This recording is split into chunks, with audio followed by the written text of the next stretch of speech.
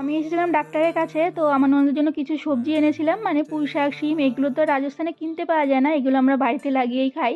তো যাই হোক, সেগুলো ওকে বললাম ব্যাগটা খালি করে দে, আমি এখন ডাক্তারের কাছে যাব। তো ডাক্তারের কাছে গেলাম, গিয়ে দেখি ডাক্তারের অনেক লাইন, আর ডাক্তার আসবে আমরা জানতাম 2টোর সময় আসবে, তো ডাক্তার আসবে 3টের সময়। আর আমাদের লাইন অনেক মানে দূরে। তো আস্তে আস্তে প্রায় আমাদের ডাক্তারের নাম্বার আসতে আসতে আমার 4টে বেজে যাবে, 4টে 5টা। তো আবার কি করবো, এতক্ষণ কোথায় বসে থাকবো, আমার ননদের বাড়ি আবার ফেরত চলে এসেছি।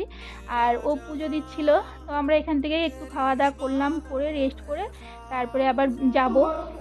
দেখো ও পুজো করেছিল, প্রসাদ খেলাম, প্রসাদ খেয়ে নেওয়ার পরে খাবার টাবার খেয়ে তো তারপরে আমরা আবার ডাক্তারের কাছে গেলাম। ডাক্তারের কাছে গিয়ে অনেক কিছু আমাকে টেস্ট করতে দিল, মানে মুখে ঘা হয়েছিল, প্রায় 6 মাস হয়ে গেছে, কোনো সময় কমে যেত আবার ঠিক হতো।